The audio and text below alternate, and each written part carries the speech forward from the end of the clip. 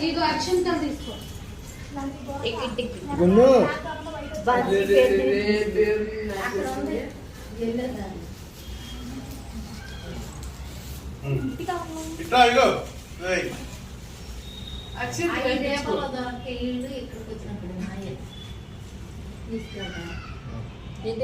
మకానం దండం పెట్టు.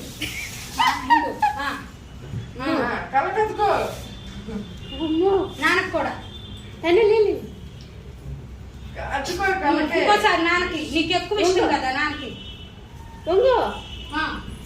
మా ఇద్దరం పక్కన ఉన్నాం. ఇప్పుడు ఒకసారి ప్లీజ్ ఇప్పుడు ఒక్కసారి పెట్టు. ఒక్కసారి